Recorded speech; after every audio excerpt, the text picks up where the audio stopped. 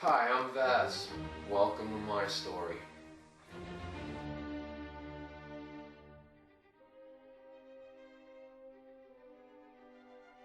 "23 times during my life I've lost 50 or more pounds.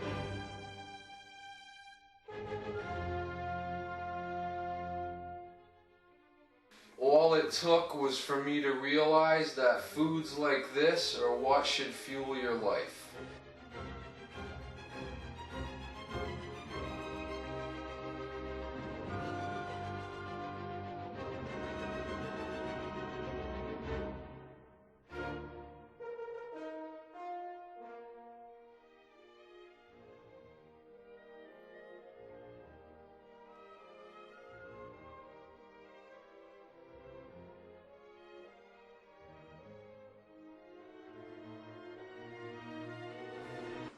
Hi, and welcome to this week's episode of My Story.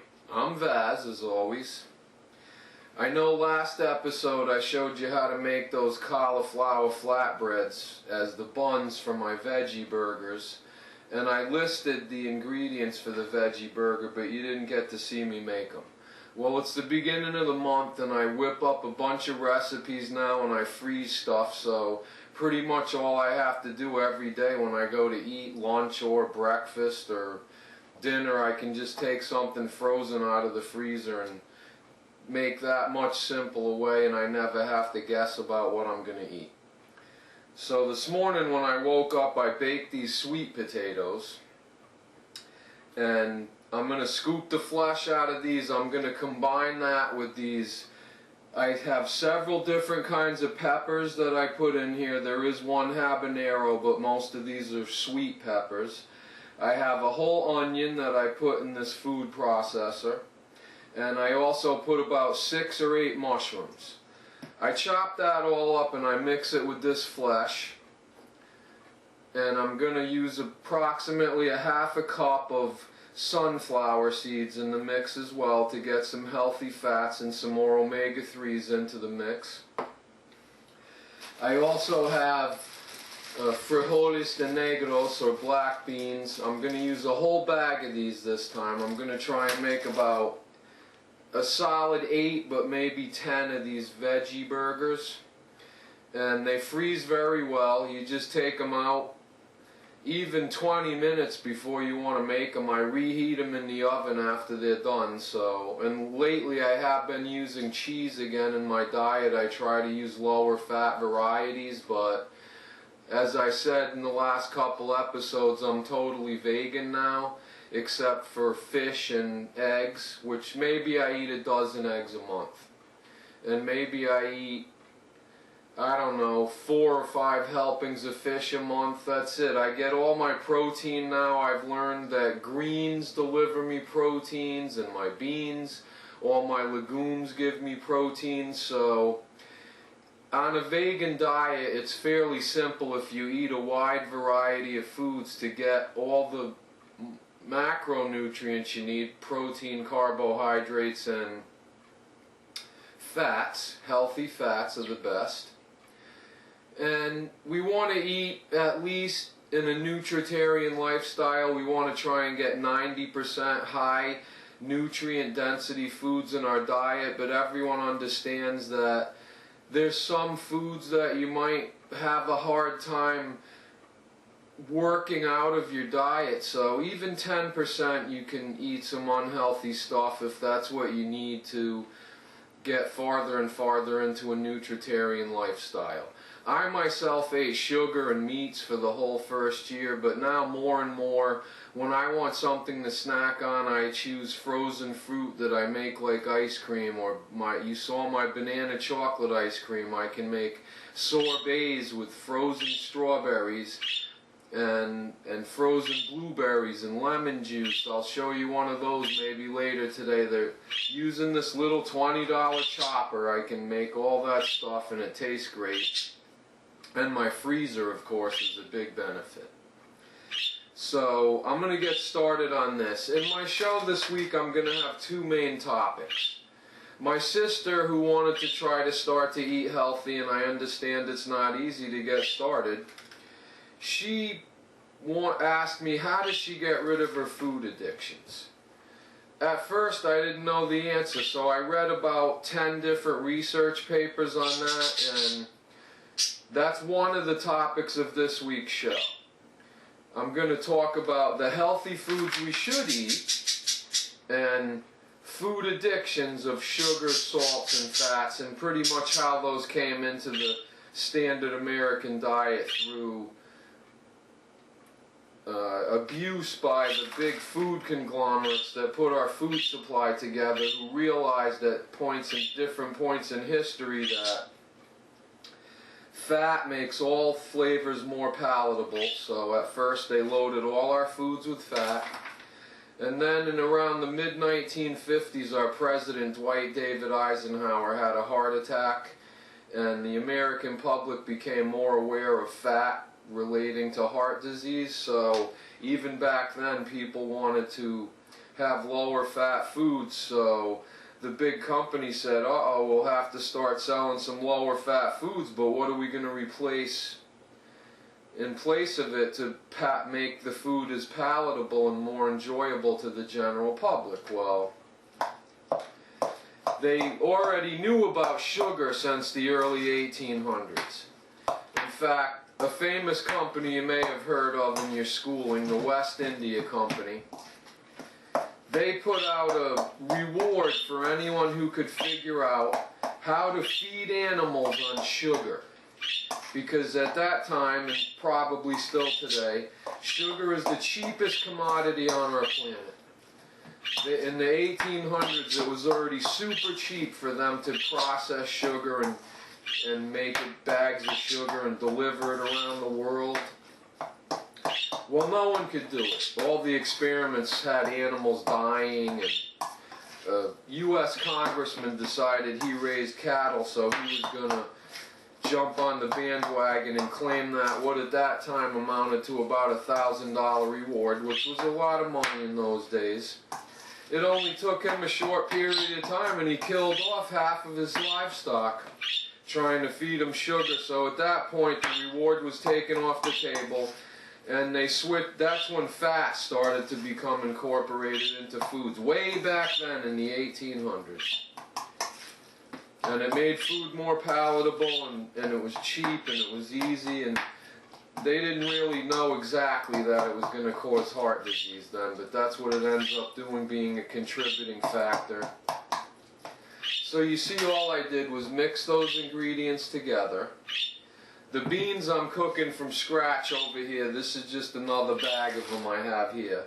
But over here I'm in the midst of cooking my beans. When they're done, I won't even grind them up. I'll mix them whole with this.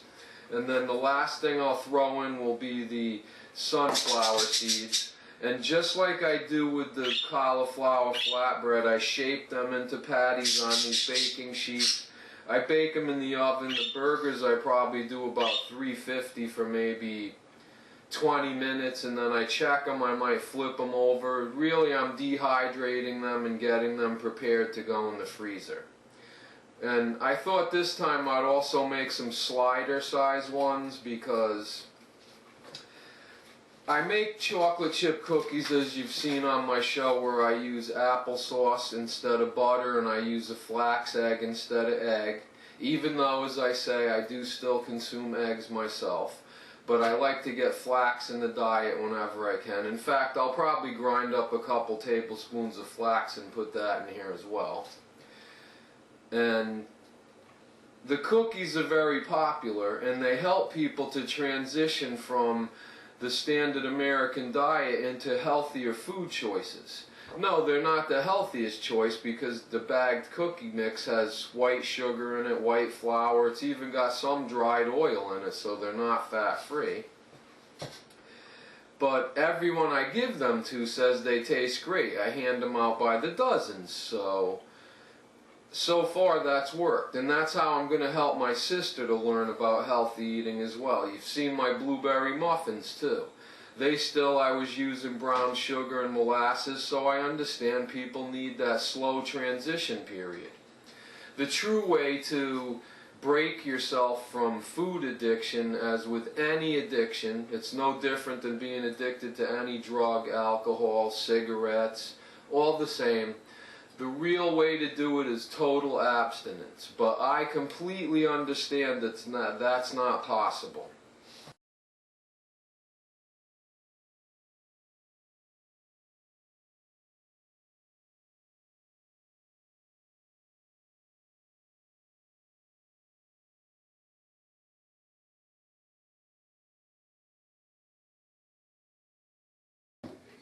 Morning, friends.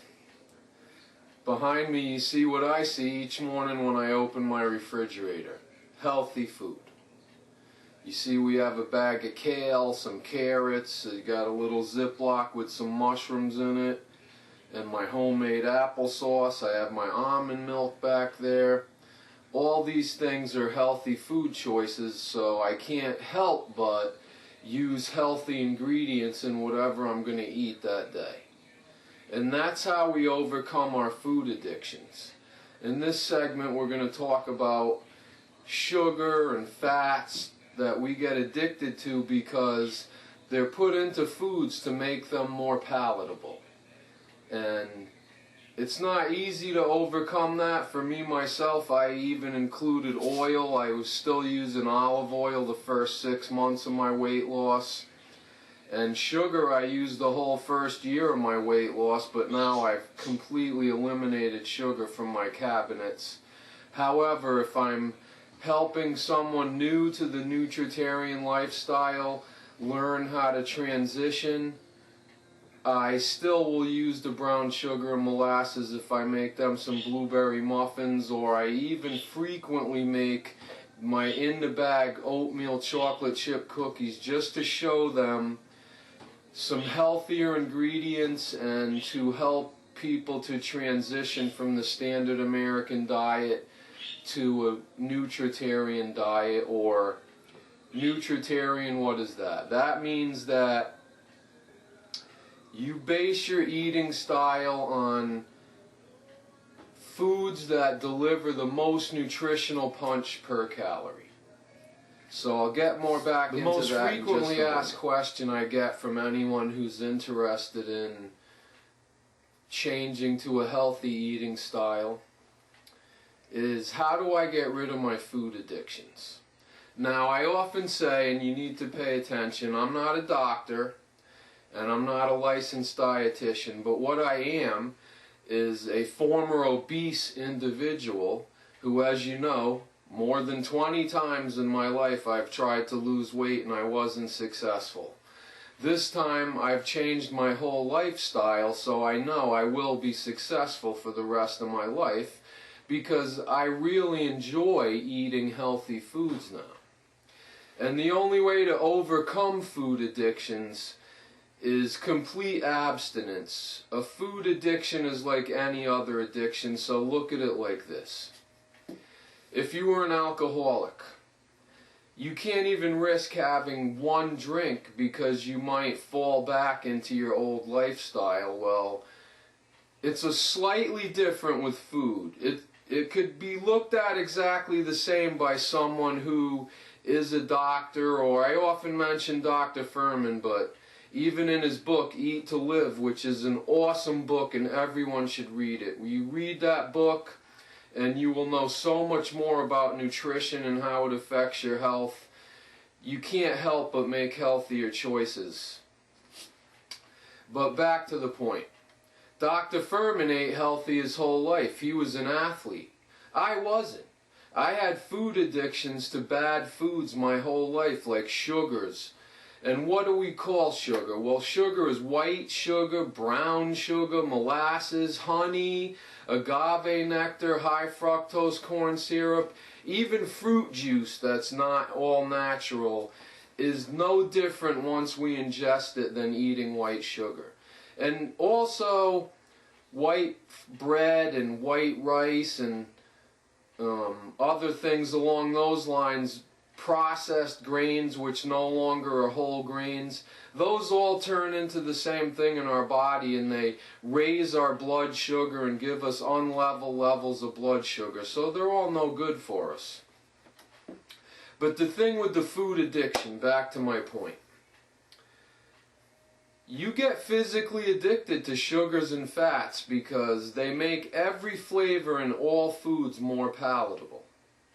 And what happens is, when you're an obese individual, you eat more of those sugary foods. Let's just use sugar as an example. So I eat more ice cream, or we'll use ice cream. So every day I eat ice cream. What the ice cream's doing is it's stimulating the dopamine receptors, the D2 receptors in my brain, to feel pleasure.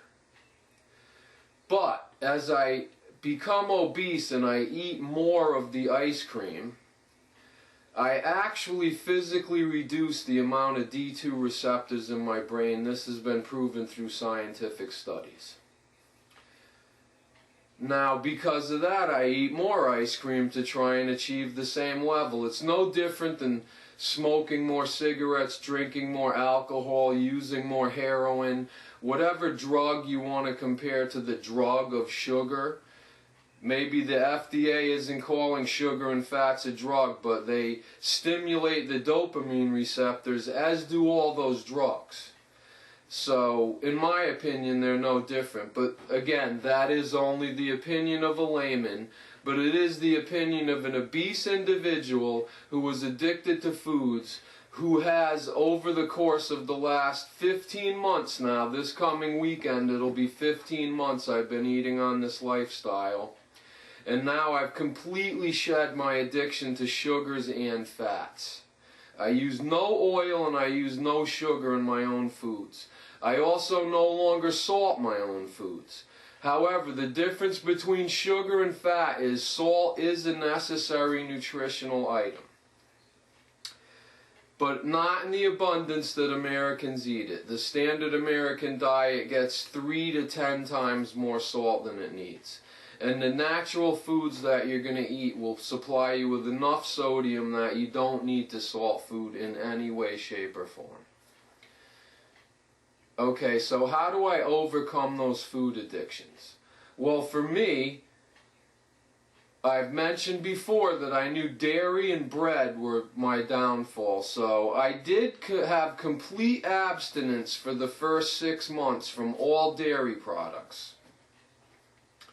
At the 6-month mark, I was at someone's house, and they made me something healthy to eat. I never reject food when I'm at someone else's house, because eating one day anything is not going to sabotage your diet if you immediately go back on a nutritional lifestyle the following day.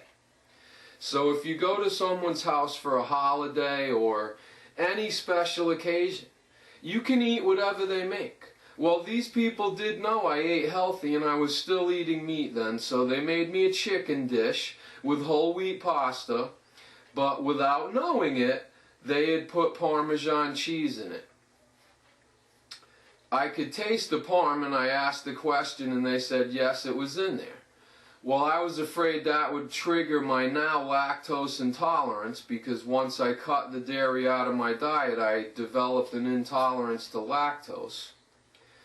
And I had tried some cheddar cheese once during the first 6 months, and it gave me great gas, and I couldn't believe how much pain my abdomen was in.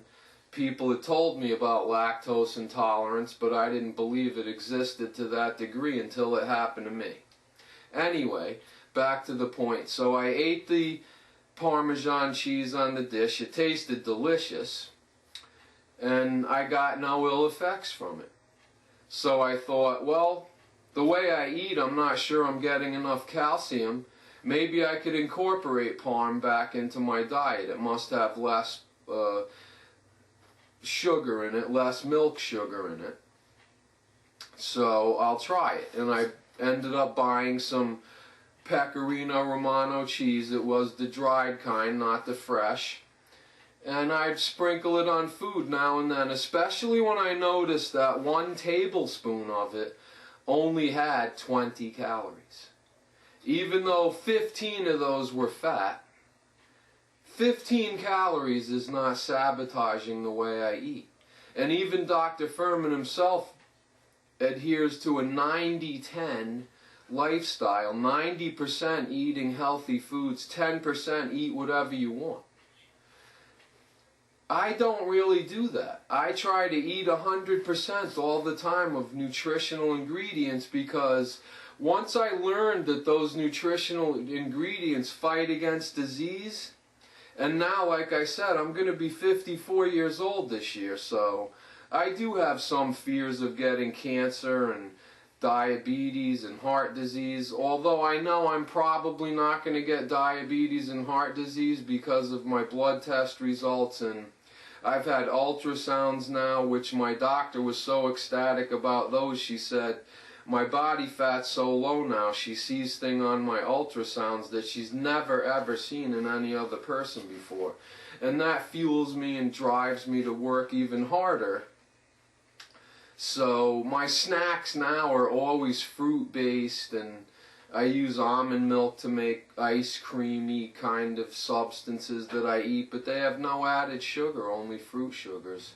And I enjoy that. I don't even think I would enjoy eating ice cream or fatty foods anymore, because I'm so far removed from that. But I totally understand that it's a gradual process, as it was for me.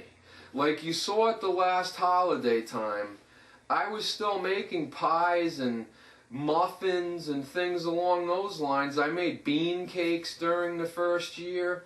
Things that would help me to transition and still fuel partly my food addiction, because there would be times at night when I'd take a bite of one of my chocolate bean brownies, my black bean brownies, and say, oh, that was so good, and I'd get up and go back to the refrigerator and grab another one and another one, and I would eat 3 or 4 of those, maybe 6 that night, because that's how a food addict eats. You take one bite of your food just like an alcoholic takes one drink, and it's not your fault. Your mind says, more, more, more. That tasted so good. That's your dopamine receptors now controlling your thought process and your addiction to those sugars and fats, and telling you, oh, that was so good, I need some more.